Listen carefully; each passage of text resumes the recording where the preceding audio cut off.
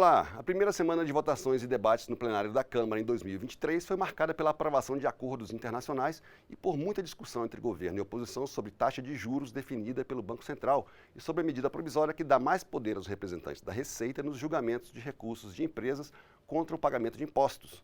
Vamos começar com essas discussões que devem dominar as próximas semanas. Primeiro, as críticas do presidente Lula ao presidente do Banco Central, Roberto Campos Neto. Lula reclamou da manutenção da taxa básica de juros em 13,75%, o que, segundo ele, inviabiliza o crescimento econômico do país. Desde 2021, o Banco Central tem autonomia para decidir sobre a taxa de juros, sem ouvir o presidente da República ou o ministro da Fazenda. Essa autonomia, prevista em uma lei aprovada pelo Congresso, tem como finalidade o controle da inflação. E a atuação do banco e seu presidente colocam em lados opostos governistas e oposicionistas no plenário. É uma pessoa extremamente técnica e que conduz um Banco Central autônomo, independente, que foi uma decisão desta casa, depois de mais de 30 anos, em que se tentava fazer essa autonomia. No entanto, esse mesmo Banco Central e sua autonomia vem sendo agora objeto de ataques por parte do presidente Lula. É corretíssima a reação do presidente Lula em relação aos juros nesse país. A política monetária pode definir se nós vamos industrializar ou não o Brasil, vai definir se nós vamos ou não gerar emprego, pode definir se haverá ou não investimento nesse país. E nós defendemos o rebaixamento dos juros. É correta a crítica do presidente Lula, que nós aqui assinamos embaixo.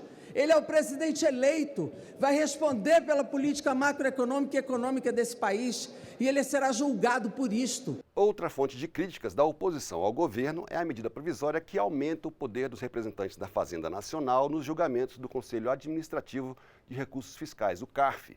O Conselho é o órgão encarregado de julgar recursos de contribuintes contra o pagamento de impostos. Ele é composto por representantes do governo e da sociedade. E a MP dá aos representantes do fisco o poder de decidir a favor do governo sempre que o julgamento terminar empatado.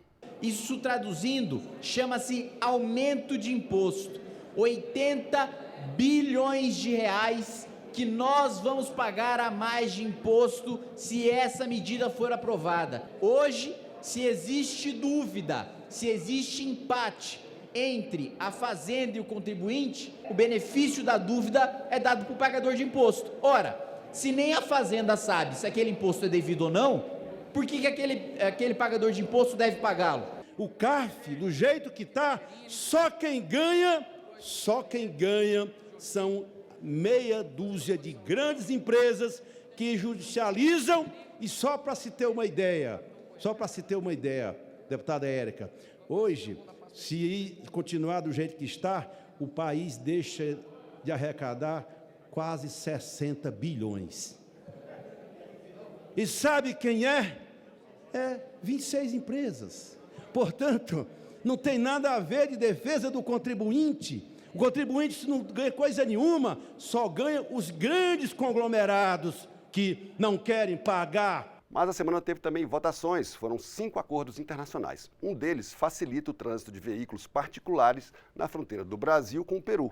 O objetivo do acordo é incentivar o turismo e o comércio entre os dois países. Traz uma série de facilidades para quem está viajando entre o Brasil e o Peru, que nós não encontramos, inclusive, em alguns países aqui do nosso Mercosul, o que eu considero uma pena.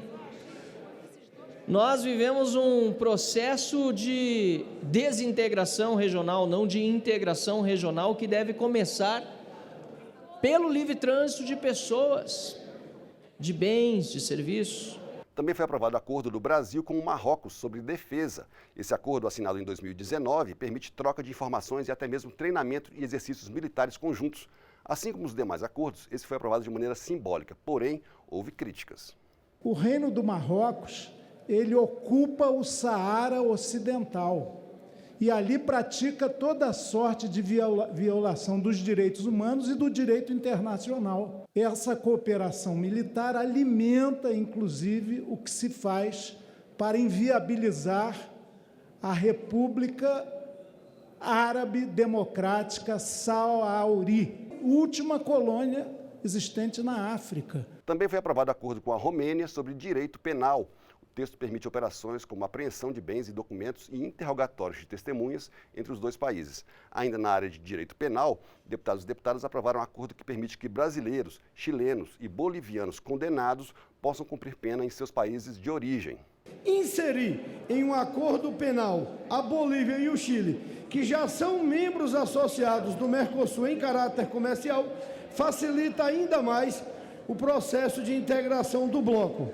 Entendamos que essa proposta, ela caminha na esfera dos direitos humanos e permite, por exemplo, que um brasileiro condenado na Bolívia possa cumprir a sua pena no Brasil. Todos esses acordos foram enviados para análise do Senado, já que só entram em vigor depois de aprovados pelas duas casas do Congresso Nacional. Foi o caso também do acordo que prevê parcerias entre o Brasil e a África do Sul na produção audiovisual, como filmes e documentários.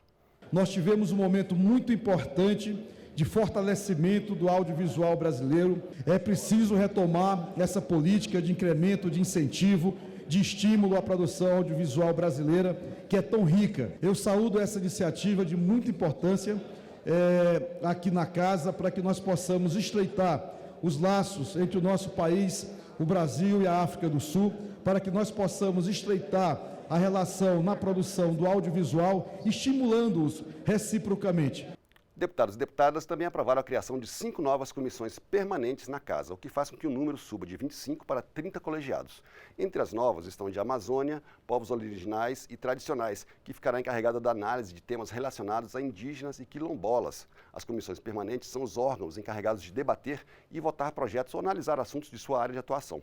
Alguns projetos nem precisam passar pelo plenário e podem ser aprovados diretamente por elas. As novas comissões foram criadas a partir do desmembramento das que já existiam, sem a necessidade de criação de nova estrutura ou novos cargos. Apenas o Novo se posicionou contra as novas comissões, com o argumento de que vão atrasar a tramitação dos projetos. Mas a maioria aprovou os novos colegiados e as mudanças.